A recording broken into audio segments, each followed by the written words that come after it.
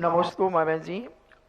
कानपुर से ब्रह्मचारिणी जी पूछती हैं, आचार्य अमृतचंद सूरी ने तत्वाव सार के सूत्र नंबर 61 में चंदन को पृथ्वी का प्रकार बताया है, जबकि पूछपाछ स्वामी ने सर्वाव सिद्धि में चंदन को कपड़े की संज्ञा दी है।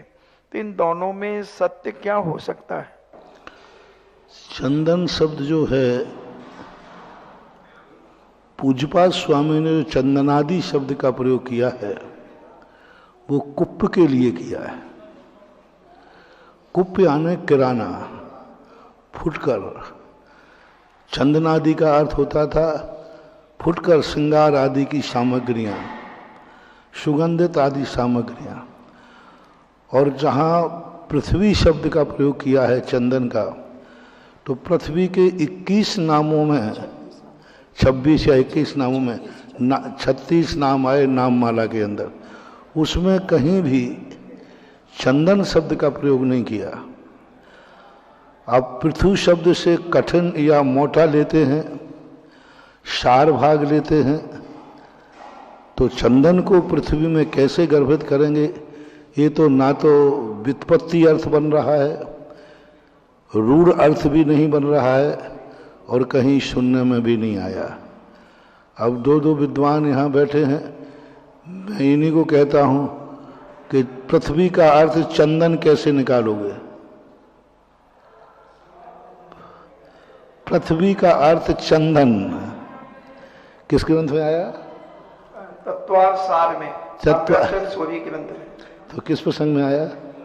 ये नहीं लिखा, प्रसंग नहीं लिखा उन्होंने। हाँ, चंदन को पृथ्वी का प्रकार बताया है, जबकि पूछपाछ स्वामी ने तत्वाव सूत्र की सर्वाव सिद्धि में चंदन को कपड़े की संज्ञा दी है। क्योंकि पूछपाछ स्वामी ने जो चंदन शब्द का प्रयोग किया वो तो मुझे याद है।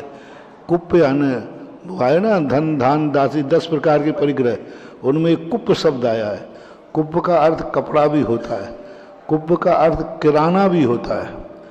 पूज्यवर ज्ञान सागर महाराज ने फुटकर शब्द का प्रयोग किया, प्रकीर्णक सामान, छोटा छोटा सामान। तो ये, और उसमें चंदन आदि आ सकता है, जैसे श्रृंगार आदि, सुगंध, तेल फुलेल आदि।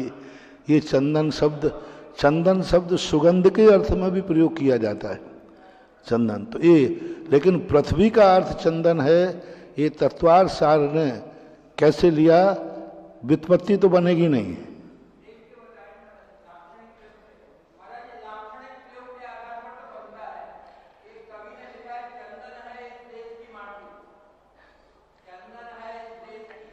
अरे ये तो गाना है, प्रदीप का गाना है। हाँ, उपमा तो बन जाएगी। उपमा तो चंद्रमुखी कन्या, चंदन जो है खेत की माटी में से निकलता है, क्योंकि जमीन, सभी वनस्पति खेत में से निकलते हैं। तो कोई उपमा के, लेकिन ये तत्वार सार में, तत्वार सूत्र के 10 प्रकार के परिग्रहों में चंदन शब्द का प्रयोग किया है, विचारणीय। पृथु अर्थ में भी नहीं बनेगा पृथ्वी, पृथु से पृथ्वी बन ही नहीं सकता।